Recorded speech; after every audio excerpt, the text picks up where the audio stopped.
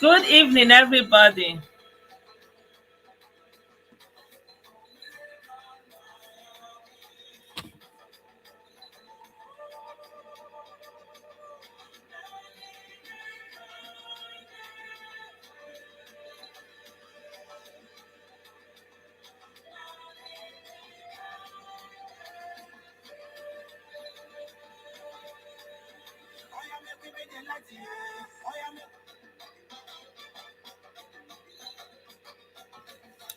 Good evening, everybody. Good evening. Welcome to this live video.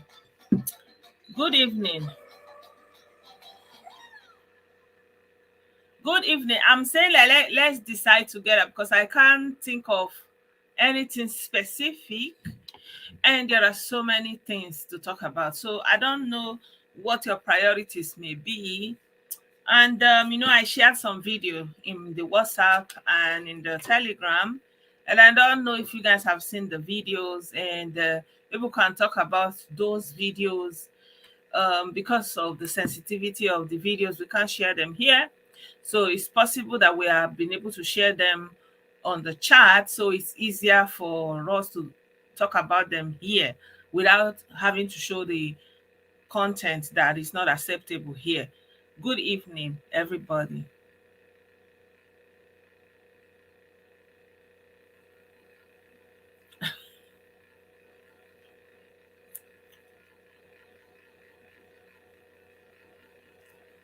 Nigeria Embassy UK. And that brings me to, there's a video I was supposed to actually share. Someone was kind of so pissed and he went on rampage basically. I don't know if I shared that video with you guys. Let me share the video.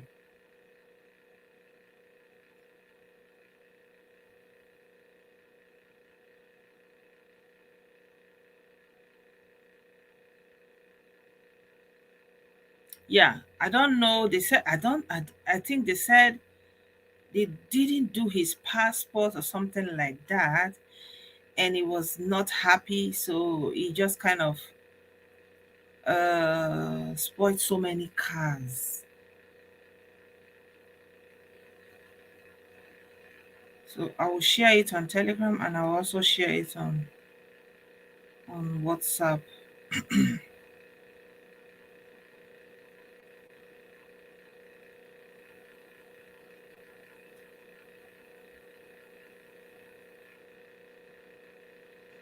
Yeah, I don't know. Facebook is forcing me to use the new experience, and it's very awkward for me. It's almost like my page is duplicate now. Like I don't know what is going on. So I'm just kind of phased out in a way.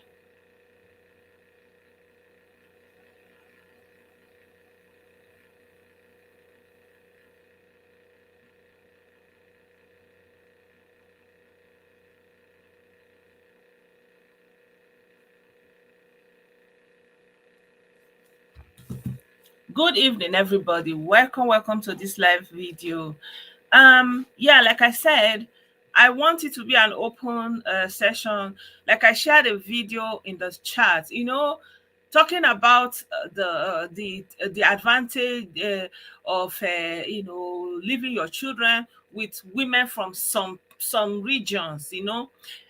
I mean, generally African women, for some reason, because there is no consequence. I think that the main issue is there's no consequence for doing that with children. So when you can do that successfully without any problem, when you can harm children, when you can use them, like do anything you want, and there's no consequences for you, so people will continue to do it. Unlike in the West, You can't do that. You can't take a child and you will not send it to school. And you will not, like, if they catch you, you are going to jail life. So who wants to go to jail? And so in Nigeria, we always say, oh, what we are doing is not good, or it's not good, or maybe you have children. Or no, it's no longer that. Let us make it a mandate that even if the government is not standing up for those children, let everybody stand up for the children. And you are standing up because you don't know tomorrow. You are healthy today, tomorrow you are gone. You have little children. What will become of them? So if you stand up for the children today, it's something you are paying forward. It's something you are putting into the future, right? So the video I shared with you this afternoon, the video was made public by a neighbor. A neighbor. So guys, go to Blessed on Telegram channel, you will see that video. A neighbor. So we really need to praise that neighbor that took that step to go to that family and see what they are doing to that small girl. They say the small girl did not wash the bag or something. This woman carry knife like this. He should be picking for side here, right? For her side here, and they no carry am go hospital. They no do anything. The place, what some be still dey come outside of it. You know what I mean, eh? Or para edge, e still dripping inside it. They leave the pikin inside house, right? So from there, it can contaminate, tetanus, all those kind. They don't care. No be their pikin, right? So let everybody be an advocate for such children. You have them in your neighborhood. Make street people begin dey gather these women, dey deal with them.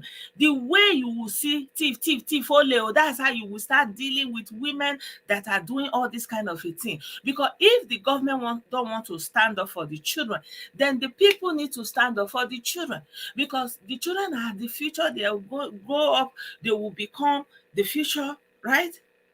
And you are there, you are watching somebody destroying that same life, like, doing all kind of things to them. Why? It doesn't have to be. So if the women, first of all, if the women know that what they are doing is a crime, it's not even a matter of how you are feeling, madam, do good. Oh, no. It's like when somebody steal, everybody know that ole is a crime. That's how that thing needs to descend. Anywhere you see any woman is beating, whether you like, if you're a teacher, your work is to check the children that are coming to your school, check their welfare. It is part of your job. The children that are coming to your school, you have to check their condition. How are they looking? Have they eaten? What clothes are they wearing, right? And then as they are coming to before you will send for the parents, send police, they will come and ask her what is going on, why are they starving the children. For example, it has come to that, because the society have normalized it. Something that is not normal, they have normalized it.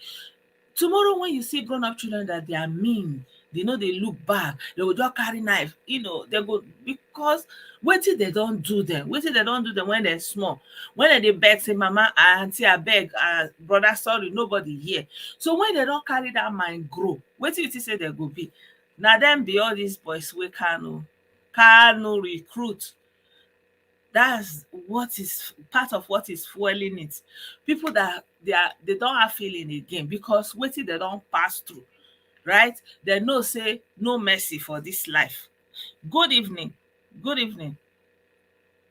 Yesterday I shared a video, a post about the Bonny Bodo Road, and for the first time in the history of Nigeria, people are not able to connect Port Harcourt to Bonny Island, and it's a big deal, people. It's a big deal because most of the oil and all this gas and all the money is coming from this place. And to go there, you have to go with boats, right? And this administration, like, sometimes, regardless of what you are thinking or how you feel, there are some things that deserve some accolade. Just give it to the, like, be excited and give that accolade duly, right? Hey, what is your question? I've not seen your question. So I shared this video Let me share this video with you guys. Live from Port Harcourt to Bonny. Port Harcourt to Bonny. The first squad. The first squad will come. Are you seeing it? Some people were saying, "Are you sure?" From Port Harcourt to Bonny. Port Harcourt to Bonny. The first squad. The first squad will come bring Bonny to from Port Harcourt to Bonny. We are not denying you. Confirm. October is here. Yeah. John is here.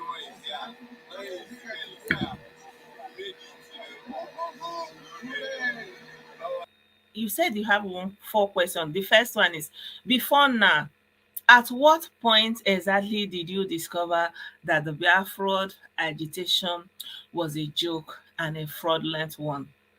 Okay. The thing is, everyone that grew up in the Southeast, we were kind of indoctrinated in a way that when you hear Biafra, it's like, it's synonymous with doing something for the Igbos, to the good of Igbos, for the benefit of Igbos. You understand? That the Biafra is supposed to be something that, that can rejuvenate the Southeast, that can bring, development, just anything. Like, that was just the mindset, right? But, you know, they were kind of doing all those things, and it was not on the mainstream. But for me personally, the aha moment was when there was the Operation Python dance, right? So after the Operation Python dance, and I saw that people that spied in that model puddle, and the thing was kind of very sad for me. And so somebody told me that they are doing a meeting in Germany, right? That they are doing a meeting in Germany to find out whether they are going to retaliate by carrying gun and all those kind of thing. And I was like, which Germany? Is it like this my own Germany, right? So anyway, to cut long story short, um, it was just funny, like the whole thing. So I never paid attention to what, like, I'd never really paid attention per se, like I was at the point, I was just a young mom. I was just having my children. At that point, I just gave birth even. So I was not really paying attention. But because I just gave birth, I was at home in 2017, right? I was at home. So it now gave me the time to kind of actually look at what was going on, because after the Operation Python dance, and they were showing the videos, and how the tanks were moving in Afaruku, and like I was kind of implored, like, why would the military be moving with APCs in neighborhoods, And so I began to look into what was going on, and I was just kind of blown away, like, whoa, wow, right? So some people used to think that I've been a member of IPOB, or no, I've never. Like, where will I even meet them? Like, I've never been there. I've never been their member in any capacity. I've never, right? So I just kind of looked at what they were doing, and it was just kind of appalling. And then I was still thinking that, like, on the whole, that the Biafra something is still, like, somehow for the benefit of Igbo people. But when I listen more to their rhetoric, it's like every day you bring um your radio or your media, and you are going through Nigerian news, right? And then you are picking out all the things that are negative, all the things that push hatred towards Nigeria.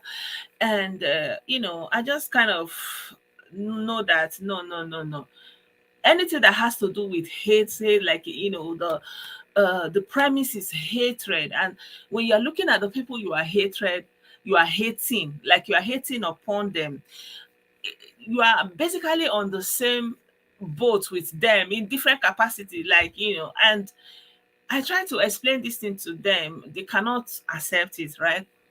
And in the beginning, I was trying to kind of like, there was no easy way to say it, that there's nothing like Biafra, right? It was hard for me to kind of say it. But there was a fan of mine at that time, Ikechi. I remember one podcast I made, and it was like, Blessing, there is no way you are going to say it. Like, there's no easy way to say it. Just say it, you know, say it out. It's because everybody is thinking that it's because maybe the way they are going about it, or um you know the methodology, that if another person use another method, that kind of a thing, that something will come out of it. But no, like, the whole thing about it is just a very big, huge joke. And it was painful when I came to that realization, when I just kind of looked into what they were doing a little bit, because my dad was actually a victim, because he fought in that war, right? And he sustained some injury, and kind of passed out of, as a consequences of that injury. So it kind of hurt me to come to that realization that even Ojuku's own was the fraud. Like that kind of broke my heart. And from then on was I've never looked back.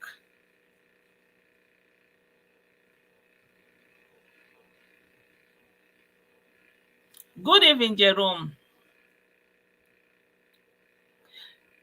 So, and then the funny thing, when I saw them again, there was another thing that like just made me, I would just be marveling. Like, they showed themselves, they went to the UN secretary in Geneva, and they were like kind of dancing in front of that place. And then this Nabuya came out and said that they finished the meeting of today, and they were just kind of doing all heavy, like how can somebody go to this extent to deceive their own people, right? Because I've worked with the UN office before, and I know that they don't deal with individuals. Like at the UN secretariat, they are not even discussing matters, or except maybe there are conferences or stuff like that. Every agency is just kind of working, doing research, putting their work out, all those kind of a thing. And the like everybody's kind of working for the secretary general. So there's always secretary general of different agencies, and then they are reporting to the secretary general. And it's not about individuals, it's not about private companies or anything, it's about nationalities. And I'm wondering, like who is he? Like, he's not even an elected official. He couldn't even be representing a local government in any capacity, right? And okay, some people may get through to the UN through, for example, the Justice Department, maybe seeking for justice, but that will be justice, like I was just, I don't know. The thing is just so, in so many ways, very, very, very brutally laughable and sad. That, and you know what makes me even more sad, because when you go to the UN embassies or the UN secretariats, the UN agencies, there are so many Igbo people that are working there actively, that are supposed to actually tell the people that something like that does not happen, that the United Nations does not engage individuals, nor does not engage with companies. It's nations, nationalities, representatives of nationalities that actually have anything to do with the United Nations. But obviously, everybody just kind of kept on, and I think it's because this on thinking, underlying thinking, that anything that has to do with Biafra is somehow to the benefit of Igbo people, right? But it is not, because when I did the research and I saw, for example, that Ojuku himself prosecuted Adakaboro for wanting to secede out of Nigeria. And in less than 1 year, he himself, wanted to secede out of Nigeria, and still included the area that could have been Adakaboro's Niger Delta. So you begin to see, like, that fraud in all of that. And of course, my initial understanding was that the whole Biafra Gbasgbos war was a war of self-defense that they didn't know in fact I said it at some point that they didn't know that Nigeria was going to retaliate, like they didn't plan, that they just wanted to retreat and kind of preserve themselves, and then Nigeria came for them. But when you look at what has happened, when you look at the events leading up to the war, you realize that is somebody using actually his own individual problem to put on the whole ethnic nation. Ojukwu had the problem because he has now committed a coup. He's not listening to his superiors. And you know that in the military, if you don't listen to your superiors, it's final, right? And there's severe consequences for that, which is, you know, and he didn't want to do that. He didn't want to do that. He was supposed to hand himself over. And at the most, he could have just escaped. And so somehow they explained it away. They said, yeah, he was not, he's not accepting Gowon because Gowon is not the most senior, and another Yoruba man is the most senior, and he was supposed to blah blah blah blah blah. And I'm thinking, like it wasn't his birthright, right? You were just the governor of the southeastern region. And so if it doesn't please you who has become the head of state, then you would walk away like Ademiluwa did, and he walked away. Like you could have just walked away, left the country, whatever.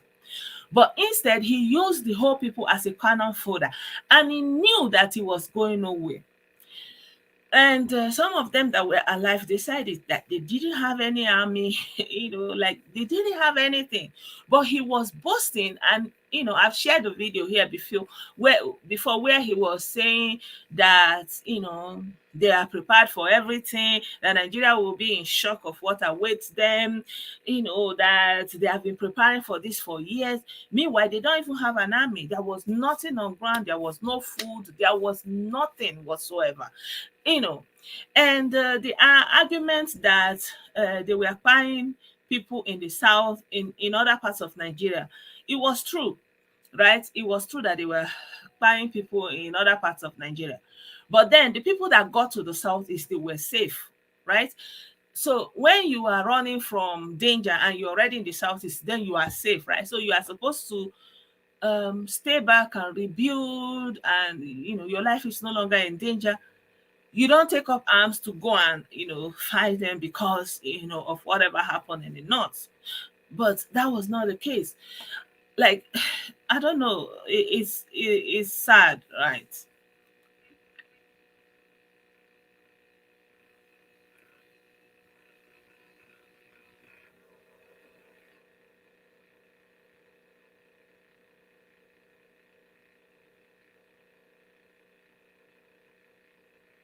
They said I'm working with Simon Ipaya. I said that one is a small girl. She's looking for attention.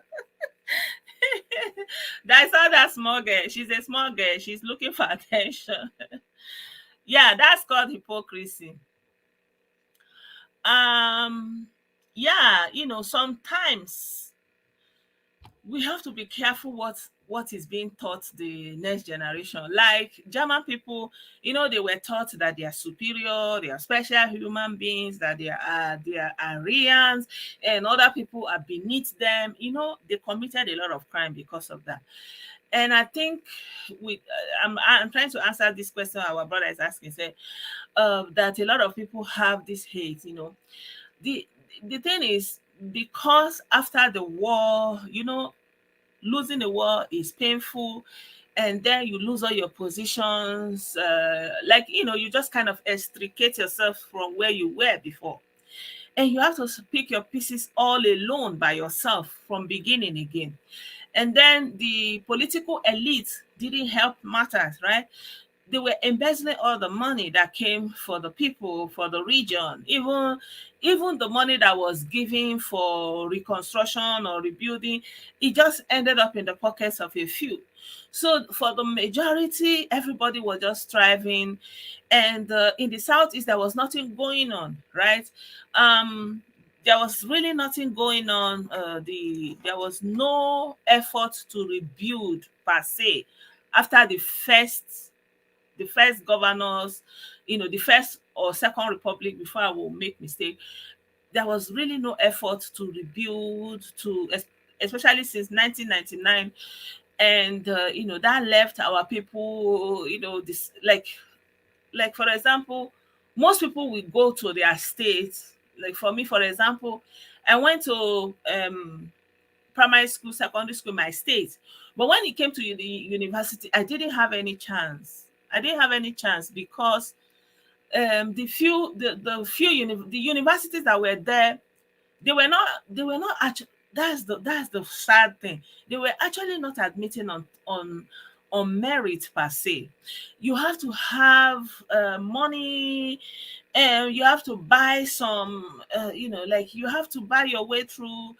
You have to know somebody that knows somebody. And so if you were poor, or if you didn't know anyone, but you could actually pass your jam and had good score, it's not enough for you to go into the university. So most of the time, you have to leave that place. And people who know somebody will come in. It doesn't matter what you score. But you could go to the southwest and you will be admitted on merit. You could go to the north and you will be admitted on merit, right? And then when you go to the north, for example, or you go to the southeast, of course, there is always that subliminal sentiment against people who are not locals, people who are not from there. First of all, you don't speak the language, like everything that you are experiencing when you come abroad within Nigeria is the same feeling, because when you go to other parts of Nigeria, it's like you are going into another country. Like when you are living Alibo, like you have, like imagine someone that have gone to primary school, gone to secondary school. When you are leaving Alibo to another part of Nigeria, it's like, who be these people? What are they saying? Like you are not even hearing what they are saying. Their custom is different, their tradition is different. You just be looking, you will just be kind of lost. So, and there are other challenges, the culture shock that comes with that. And sometimes people use resentment as a buffer, right? But when that you are trying to buffer whatever you are experiencing, but someone is still teaching you from behind that everything that is happening to you is because of they hate you, because the government is not helping you. Meanwhile, our own government, they are not helping us also, in the southeast, they are not doing anything. I remember when I was going to the university, I saw that they were giving them bursary. Every month they will go and collect bursary from their state. And I was like, what is bursary? I don't know what is bursary. And they say bursary is the money that the state government pays to students, like just some kind of stipend, pocket money. I was like, wow, wow. We don't have such in Southeast. We've never gotten it before. If anybody have gotten bursary from any Southeastern state, come and you can, the floor is open. You can say, I have never experienced that before. So those are the things that make a lot of people to have that bitterness. And because nothing is going on in the southeast, no job, no employment, nothing. So all our survival is dependent on leaving the southeast. So you have to leave the southeast, and of course, when you're leaving the southeast, you are not able. Is getting a job into the federal system is difficult. Getting a job in the state that you are not a state of origin is difficult. So, like, it makes, I don't know if you can understand this, like it makes it very much harder for us that are Igbos, that we are kind of, because of the circumstances in the southeast, we have to live in droves. And where we are, because of the state of origin, we're not having equal access when it comes to employment, when it comes to housing, when it comes to a lot of things. Like you are like having that kind of feeling like homeless in your own land, if you may. So yeah, for some reason we have not lived up to the expectation to uplift the southeast, to make anything out of it, to revitalize the industries beyond civil service. to expand on the educational opportunities, possibilities for the youth, teaming youth. So you have a region that is saturated with highly intelligent, capable youth that wants to, kind of go out there, explore, conquer, subdue and whatever. But they are kind of held down circumstantially because in the states where they are coming from, nothing is going on. And so they are kind of, because they are so driven, they have to leave.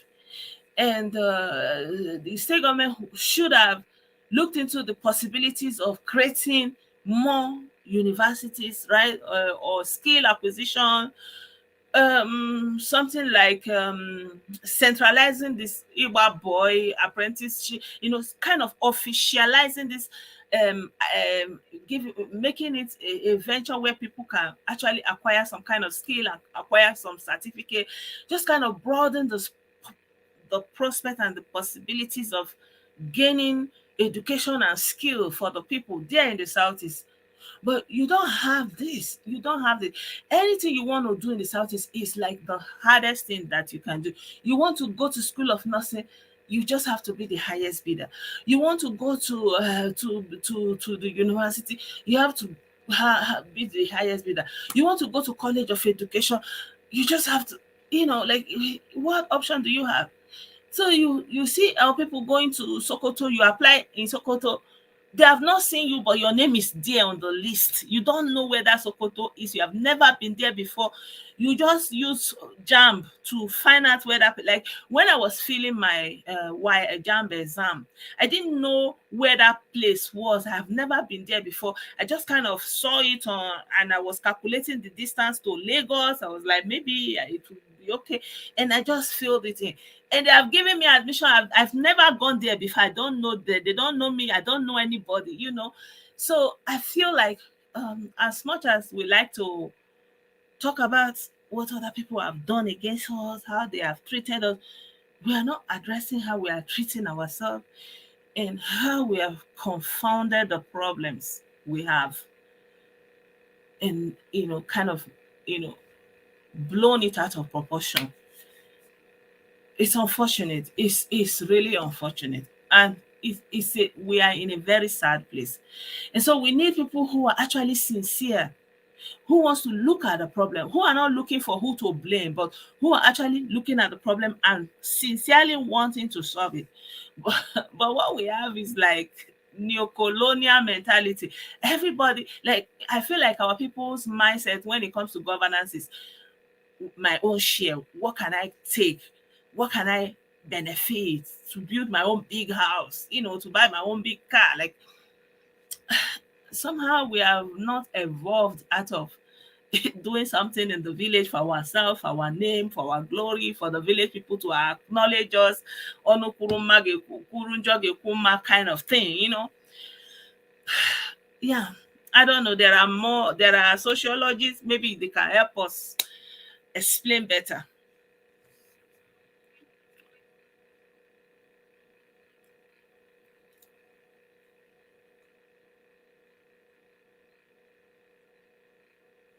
So our our brother is saying that he's from Takun, Taraba State, but went to Nnamdi Azikiwe University. I was the only non-Igbo in my class.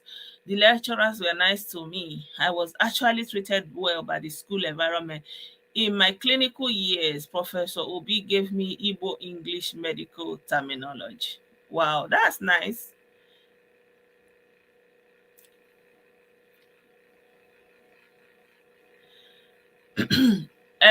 Ojukwu was lucky he wasn't pied, and that gave him the impetus to cause more. Exactly. Yeah, that's why he brought her Owasurike and continued the cycle of destruction that we are seeing today.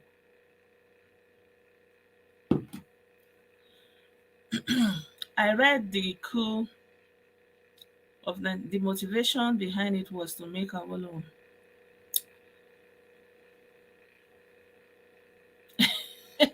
I mean, how can you be? Think about it. Like you want to. Okay, you say that. You say that you did a coup to make Awolowo president, right? So how come you didn't let Awolowo head it?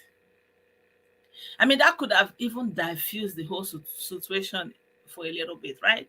Because we see how the leaders from other regions were taking. I don't like to talk about it. I don't want to go there, but just for a brief second, think about it. Like, if you were wise, at least you would at least use that to diffuse the situation. Just kind of. But obviously, they are not a they are not normally emotionally intelligent, and they tend to disregard the feelings of other people, like not take it into consideration, or not feel that it's important enough for them to consider. For example, when I'm looking at what is going on with this Apapa in Labour Party, you have a man that has been in Labour Party since 21 years. And this man has been consistently in Labour Party. He has not gone anywhere else. He has been there. And he has even ran for governorship position as a Labour Party candidate in some time ago. And you have a scenario at this point in time, right? And you are not actually trying to cater to that sensibility of, I mean, here, there's a way to play around these things, right? But you are all, there's always this in your face, we can do it, you can coerce your way, like, I don't know, like, there is a subtlety that is missing, but that is very necessary, and it helps you to soften antagonism. It paves way for you. I don't know how to put it. Like, you play your card in a way that someone can actually want to play with you, right? It's a sad situation. It's a sad situation. Amen. As he say, now so I take go Zaria after they don't chop my papa money for uni, tire for uni. But I'm telling you, in the south, it's not like going to university is not an easy thing, really. And then we will turn around and complain that they are not giving us admission. So we have a region that the youths are saturated. When you have this little area and everywhere is saturated with educated people who have acquired skill. For example, if you go to maybe one local government in Kano, I don't know for sure. I'm just giving a hypothetical example. Pardon me. Maybe they will ask for a number of graduates to take up a certain position or to fill some specific spaces, and maybe overall you have 50. I'm just exaggerate. I'm just estimating, right? Maybe you have maybe 10 graduates, maybe you have 20, right? Maybe you have 30, and maybe the position to be filled is like maybe 50 or maybe 25, something like that. So everyone that is a graduate at that point will definitely have a place, right? But in the same vein, if you go to somewhere like Anambra State, for example, and you say you need like a graduate, it doesn't matter what discipline, medicine, engineering, law, teaching, sciences, and you say you have a slot for 50 people and you want to, employ, man, you will be looking at more than 5,000 people who have equally very good results, right? Because it's saturated.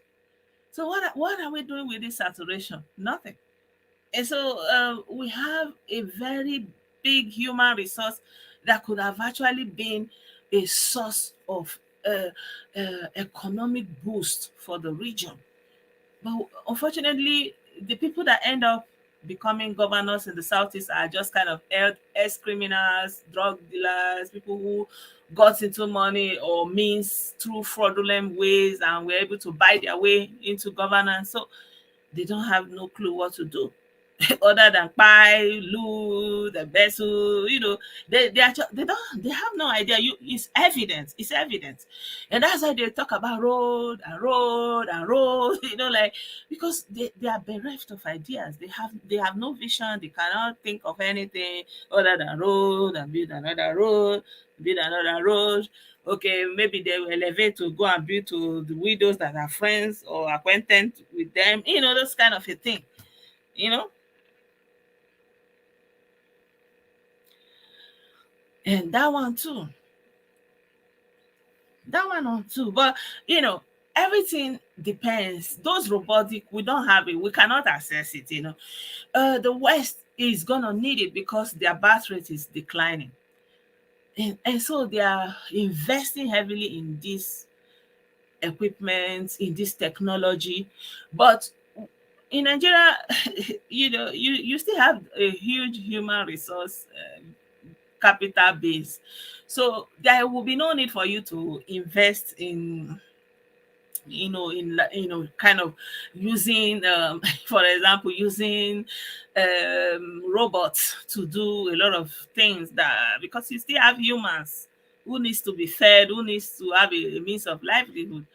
And so because of all these things that is going on, and in spite of lack of opportunities, in spite of no possibilities for young people to make money, in spite of that, the young men are still expected to do odogwu, to bury their father in grand style, to marry new wives and fulfill archaic rights.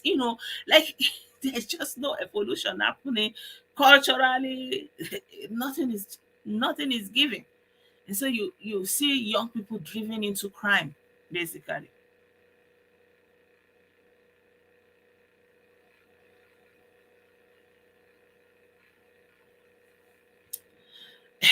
I don't know. Here, like for example, here in Germany, they don't have a jam.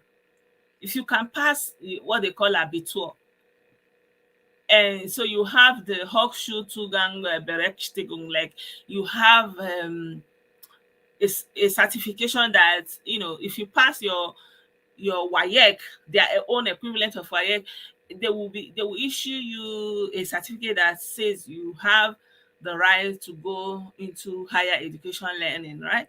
And that's all. So you start applying. So depending on the number of people applying, so they still have something they call numerus clausus. So that numerus clausus, they use it to kind of um, spread the admission. For example, something like medicine. A lot of people want to get into medicine. There are only few places. So they are going to do that numerous clauses in a way that they will take in a percentage of immigrants, a percentage of people from low economic background. Um, there's something they call Hatefele, like someone who has fallen into difficulty, had a difficult situation, maybe parents died, divorce, any kind of thing that made you to fall back, and you are in a very difficult situation. They have a percentage for that for hard cases. They call it like hatefale, and they will take you off. So that numerous clausus gives it some kind of spread, and then the rest will be on a waiting list. So they will be taking you off from the waiting list. Sometimes you have to wait up to 3 years to get into medical school, but eventually everyone will be, taking off into the medical school. Some people, while they are waiting, they are going to be doing nothing. They kind of deviate and leave that intention. So yeah, you know, so for example, is a way they do it. Something that is equivalent to that is this what is it called again in Nigeria? Maybe affirmative action in America, and forgotten what it is called in Nigeria. Catchment area. So in Nigeria, they use catchment area to give people from like if your region, for example, if you are from Enugu, your cutoff mark based on catchment area may be lower than the average for someone that is coming from another region, something like that. And for the states that are grouped as educationally disadvantaged, right? So their quota will be down, their cutoff mark will be lower than states that are kind of placed as educationally more advantaged.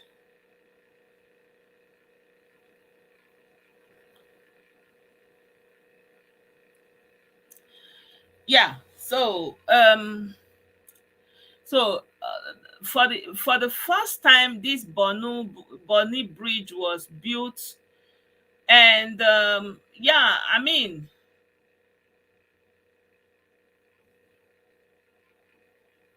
I feel like President Buhari should be commended, really, because how can you have a region that is producing oil all these days?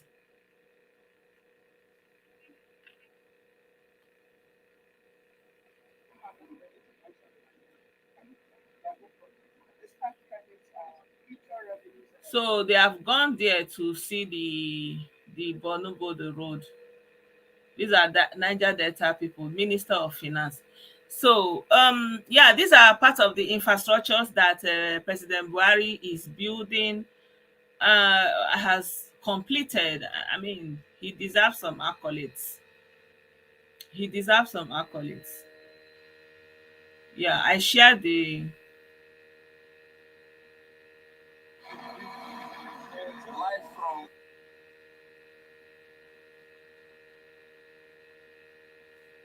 Yeah. Yeah, so this was when it was in construction, but now they are finished. And come to think of it, it's not even so big, but I think it's connecting so many villages, or like it was very difficult terrain to build on, but they have been able to finish it now. Yeah, so this is one of the benefit of building infrastructure. So a lot of people say, "Oh, is it going to put food on our table?" Yeah, it's going to put food on your table when you have this the project completed. It's going to put food on the table, so people can travel very easily. I'm just looking through pictures from Facebook. People can just drive through. You don't have to go and wait for a boat, and the way rainy season. I hope that the whole thing will last.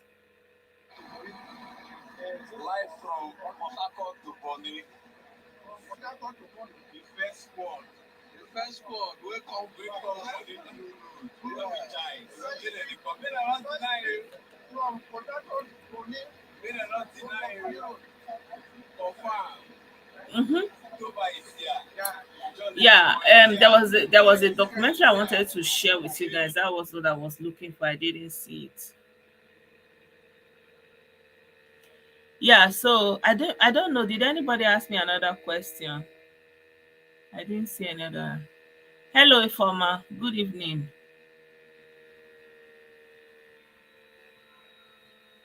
Yeah, so I saw a video that one small rat was using me to do, and she was saying that I was working with Simon If I'm just laughing. Yeah, yeah. By the way, I wanted to share with you Simon Ekpa's video.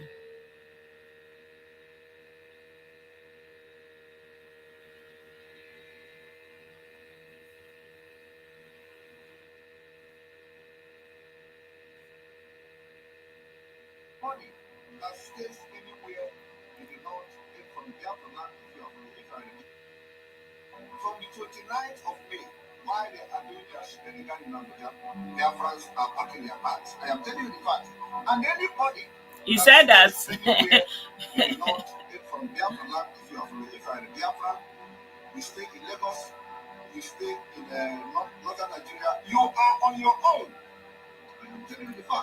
so where will they go to in the southeast? I'll share the video later. I didn't get the fourth question. Can you ask me the question again? I didn't get the fourth question. So, you know what happened today? They kidnapped somebody, and the police was called in, and the in that market, a cog, or what is they call it, and the police came after them and kind of were able to rescue those people they kidnapped, and many of them sustained gun injuries, and they ran away. So later in the evening, they came back to that market, and they ordered all the people who were selling their market to go inside the shops. They kind of forced all the people back inside their shop. And what did they do? They pour fuel, carry in oko. That's the video I shared for you, right? So we don't know how many people finish there today. Maybe by tomorrow they will count. They will, they will come out and tell us. Ismaila, what is the fourth question? I don't know what the fourth question is.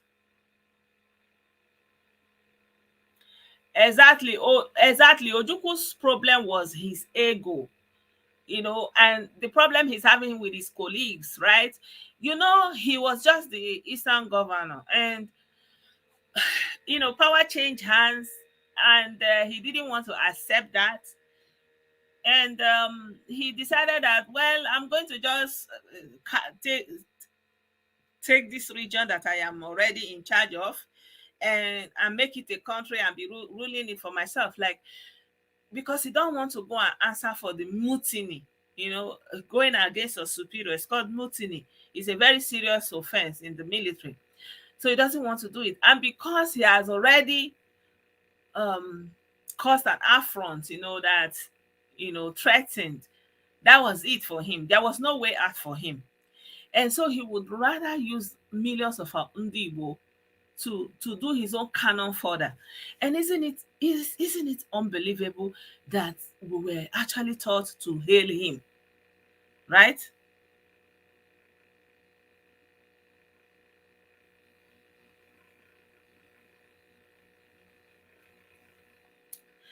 I don't know. I don't know if I will stay here permanently. For now, I'm just kind of I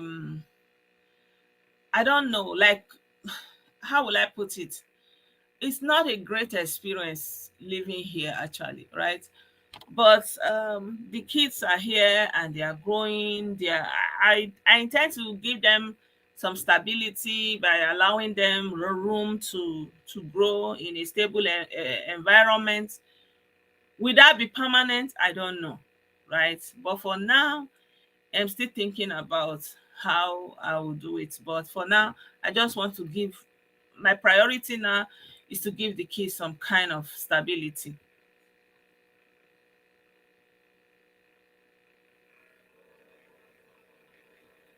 What should be done to have lasting peace? What can be done to have lasting peace is for the leaders, the Southeast leaders, to actually openly come out and tell the people unequivocally that there is nothing like Biafra. Like, Biafra is gone and dusted. Nothing. So that, they cannot be having these talks of Biafra, and they cannot be, when we are talking about Biafra, it should be for memories, it should be for, like, what should never be, like Ozemena, never again, that kind of mindset, and teaching the people the history, the right history, not the history of, oh, they did us, they were against us, we were innocent, we did not do anything, we did not buy anybody. When they came, we were just singing hallelujah and kumbaya. You just have to admit the role you have played, your place in the whole situation, the position of things today, and so you can know where to go from there.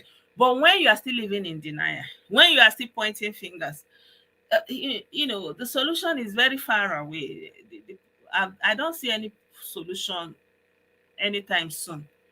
I don't see any solution because I feel like this whole thing that is going on needs to climax again. It's like, as the whole thing was, trouble was brewing in Ojuku's time, the war and the millions of people that died and perished, was the climax. When something is getting to the highest end, then everything will kind of come down again, everybody eye will clear. I think we have to get to that climax again.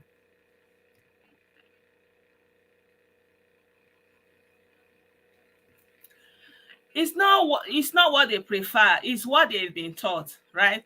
So the political elite have taught them that, um because they don't like you, that's why they did not put me to represent you in the center. So you are thinking in that way, like you did not put any Igbo man. It's the mindset. It happened also during Jonathan time, because one of the biggest aggrievement the Yoruba elite had was that from number 1 to 11 no Yoruba person. So it's the politics that Nigerian politicians play is tribal politics. It's not only Igbos, but it's just that we overdo it.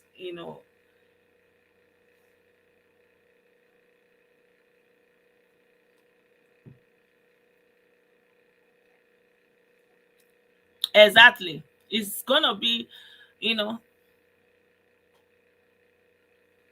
it's gonna be hard, but that will be the only way. And it's like, when the Bible say, if my people who are called by my name will humble themselves, so they need that humility. But someone like Flavor is still hyping them at this point. Now we, that kind of anything that kind of they will be doing body like this, it gives them some kind of adrenaline, serotonin for their pleasure for now.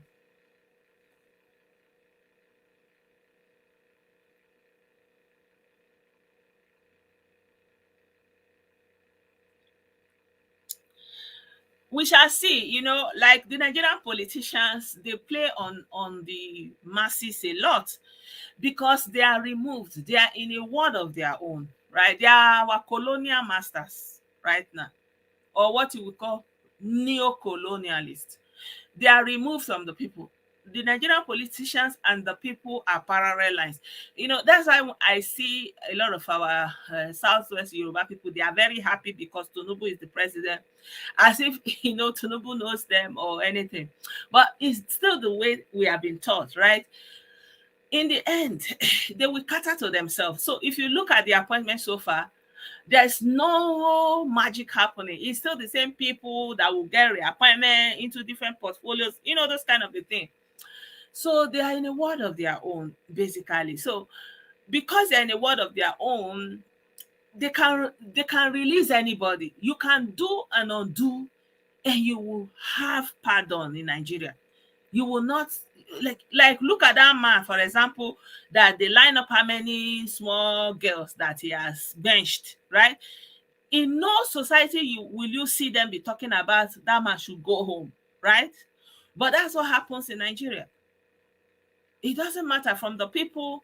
The only time the people are not able to have take power into their hands is when it's a minor thief. When it's like the video I shared with you guys in my chat. It was a thief stealing watches, stealing telephone. They don't have mercy. It was in their hands, and they did what they had to do. But if it was someone higher, for example, like the former governor of what is it called now, Anambra State, they will come to his defense. They will defend him and say, why are you talking about him? Look at him here now. He has cashed out Anambra people's money. He and his wife, they are somewhere in the US living their best life.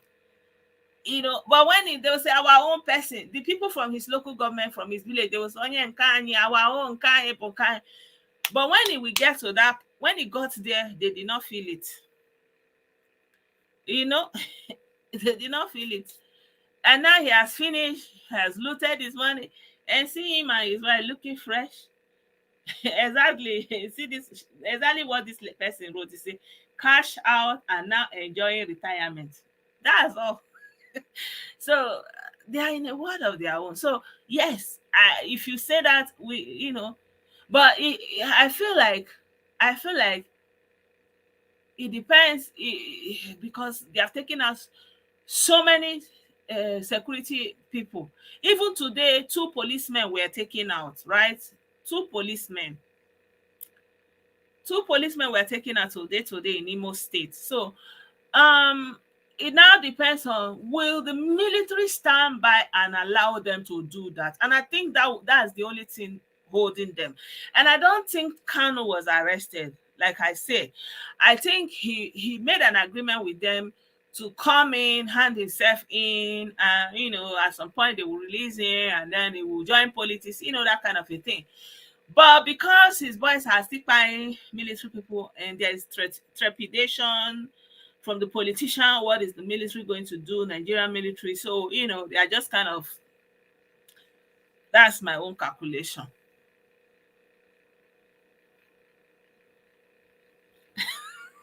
Nah, nah, she then slap. Nah, she, oh. So the elite are in their own class, they consign them.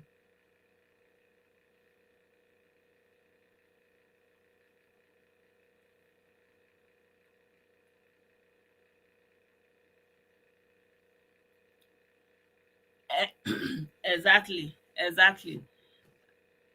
Exactly. In some way, yeah, you're right.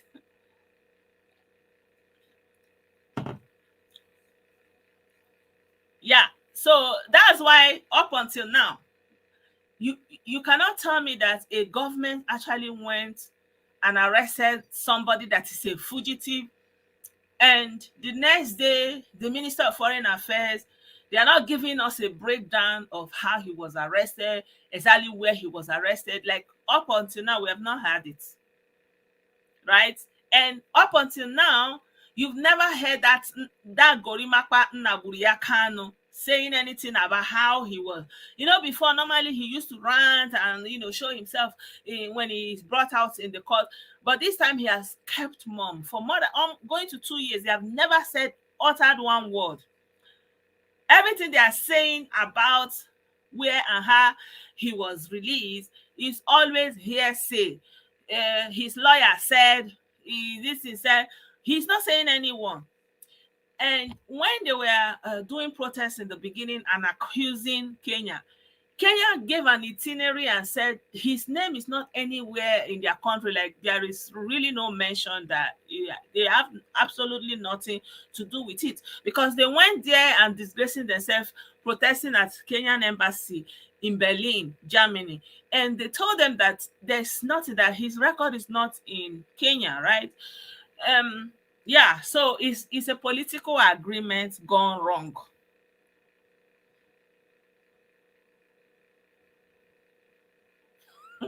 So see, and this one, it was actually Peter Obi that went to bring him, right? He used to be a pally to Peter Obi, and Peter Obi brought him in, and that disloyalty that is inside of them, that made them to trivialize anything you do for them. For example, you look at Tinubu.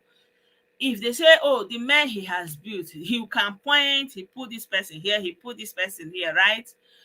And they are still loyal to him. He can still call them, they still, like, the Bale, sir, and respond to him. But you don't do that with people from our side.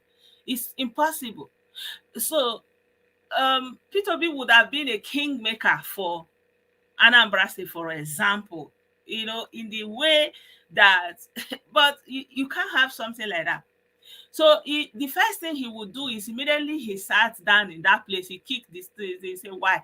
Is it because? That's it. The same thing with Anduba and Soludo. He was the one that recommended Soludo to Obasanjo. But later, Soludo was like, what is it? Is it because? Is it because? So, because of that, is it because? There's no consolidation and a build up. Every man for himself. And then when they are not getting their way, they bring it back on the masses that will be breaking their head with coconut.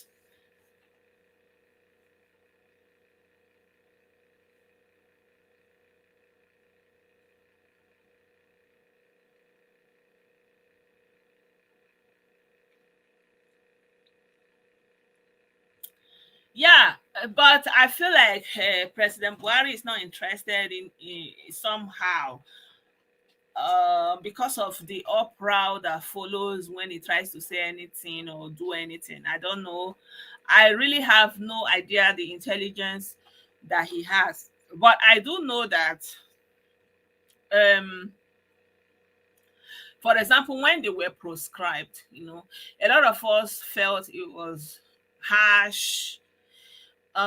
It was not commensurate with the level of the activities that they were doing to tag them terrorists at the time.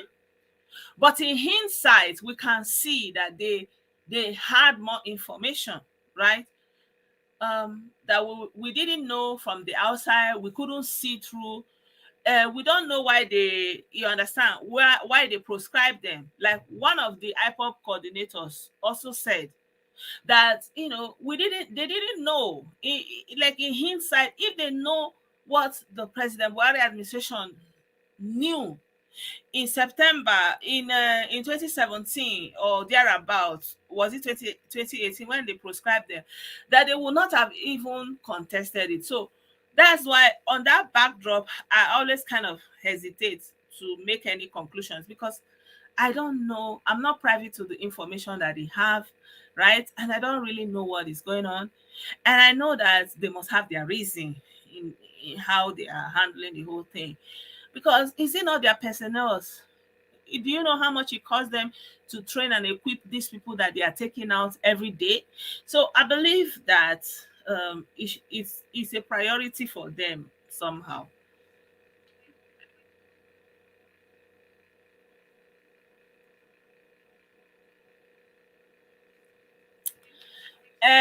You say, why is life in so our brother is saying, why is because as a foreigner, as someone that is coming into the country, have getting access into the labor market is like, put as a black person, is like putting needle into the eye of, like putting a thread into the eyes of the needle.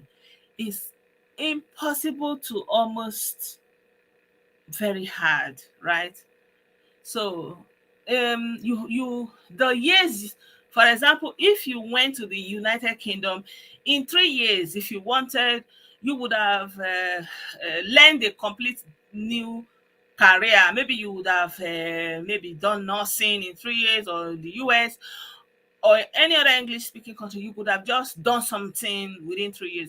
But when you are in a place like this, within that 3 years, you are still learning the language, because without learning that language, you can't even begin to do anything, right? So I don't do videos about coming to Germany or living in Germany, because I feel like there is no point for anyone that maybe you have gone to university, you have learned a skill like that, for you to be coming here, right? Because there's even no accelerated path to anything, right? There's really nothing. Like anything you want to do, you have to first of all give it like minimum of 6 years. You have to put into consideration that you have to learn the language at least 3 years for you to be able to read and write and converse in it, right? Otherwise, it's gonna be maybe doing some kind of street job. Like that's what is most likely. So you are most likely underemployed. It's almost impossible. It's impossible to see someone that is doing a job that is commensurate with their qualification. And you are like, this is impossible. It's like it doesn't happen. And even second generation people that are born here, it's not, the labor market is very closed to people that are considered foreigners. Yeah.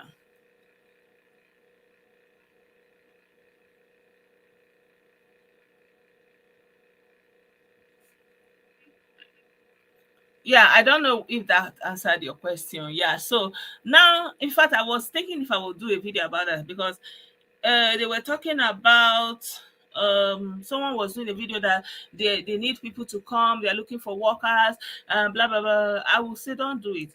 I feel like if you want to come to Germany, that means you have not gone to university. You don't really, maybe you have Maybe you have WAEC, or maybe you have not even, you don't have anything, then you are very suitable to come, because generally you are going to start from beginning again. So why not someone who is anyways going to start from the beginning, right? Like, you have not really done much, so you can then start from the beginning. You can start learning the language. You can then learn how to read and write German, right? So your reading and writing will not be in German. And so you can then, after learning German, you can then go to their school, then you can learn a trade, and then you can work with what you have learned. Yeah, it will take you a process of maybe 6, 7, 8 years, but it's doable for someone who doesn't have any skill, or who doesn't have it. But if you already went to school and you wanted to come and do your masters, and you are having high aspirations, it will amount to nothing. You will just be frustrated.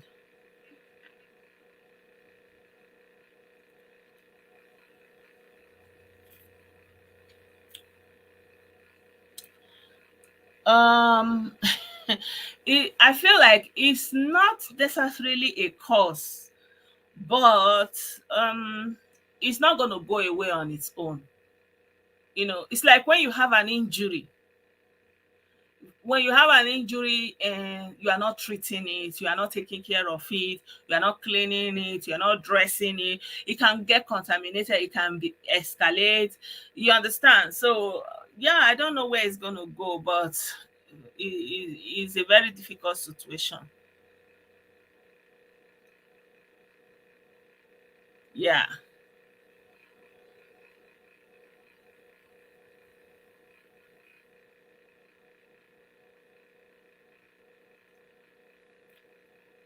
I wish so. There's a tendency that Tinubu may be thinking that he will use Kano's release to placate the Igbos. No, he would not be. He will not be placating the Igbos. He will be undoing the Igbos. Like, he would. And also, he would be telling the military and the law enforcement that are falling victim to his boys, and that he doesn't regard them. And I think it's something very unwise. If people never have consequences for their action, there's no way a country will never be good. Is going to be ever good. For example, in the US or here, if you commit a crime, even though you have done your time, even though you have come out of jail, you have the record. It's on your record. It's on you. Whenever you want to go and look for employment, that record is on you.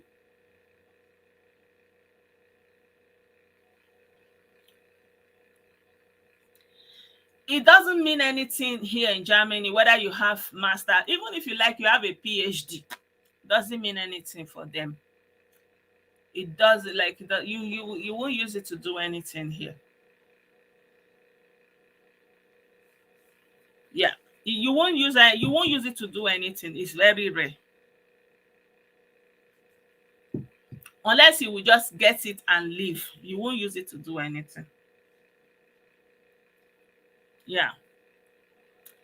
So most of the time, because it's going to be an underemployment situation, so you are going to have to learn a trade with young people that are just leaving secondary school, something like that. You have to go, like from beginner, go and learn a trade and apprenticeship, learn one skill or the other, and then you can use that one.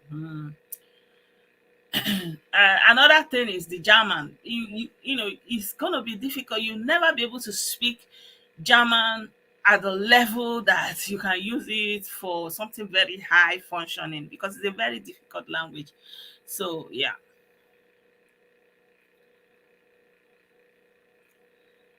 I hope Tinubu is better advised not to do that, right? But we don't know. Fingers crossed. We'll be seeing what will happen. Yeah. So my people, it's been almost an hour and a half, and I want to thank you guys. I just left it open so we can just kind of answer questions, and talk around issues. And I hope it was okay.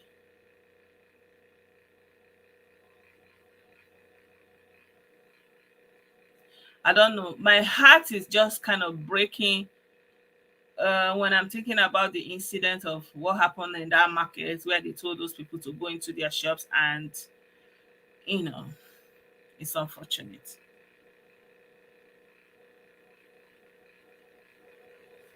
Yeah. So, well, there was this man that, what is his name?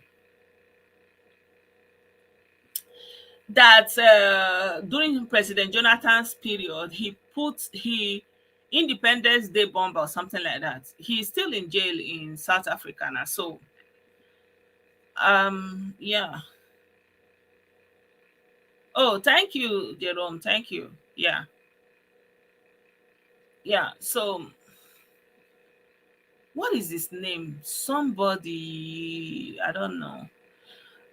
From Niger Delta. He was, I think, Independence Day or something when Jonathan was president. He's still in South Africa. They have not released him, or have they? So, I don't think so. I think it's in the best interest of Nigeria that he stays there, or at least let them expedite the court procedure so that he can actually have a sentence for what he has done.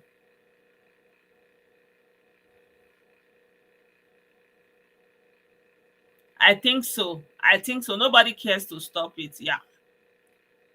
Yeah. Yeah, me too.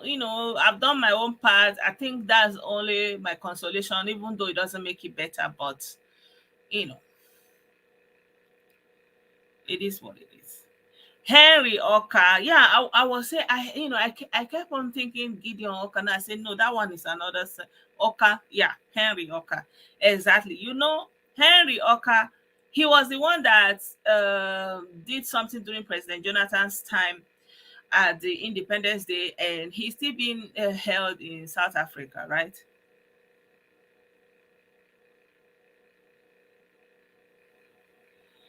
How do I handle it? I don't think about it. I don't think about it. And I try not to expose myself to situations where I will give them access to my person. So yeah, that's how I handle it. Because I know that there's a saying that sticks and stones can break me, but your words can never, something like that. I just kind of let it stay there. But sometimes I do get angry. I do get angry, especially when they threaten me and send me all those things on my WhatsApp. But yeah, I've learned to um, override it with my logic, and I try to stay abreast and above all those stuff. Yeah, and I know that most of them, they are doing it out of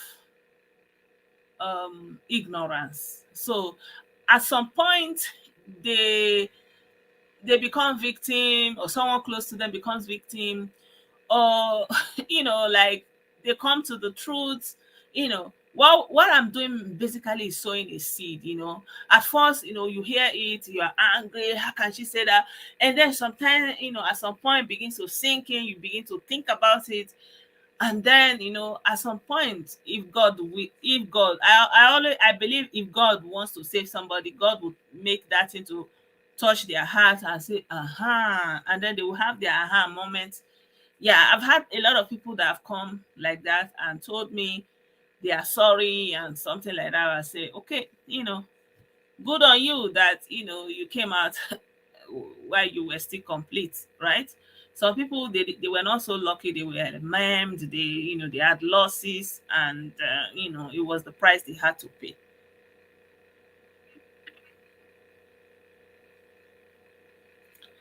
Oh my God, are you serious? I didn't know that. I didn't know that. Oh my God, that's incredible. I will have to kill it quickly and bury it there. It's like, here, you are not supposed to kill bees or wasps, because of they are the real source of pollination and like something like that. So they just kind of, but it's inconveniencing, but somehow when you're in the public, you try to stay away, and without that, especially the Nigerian in me want to, mm, you know.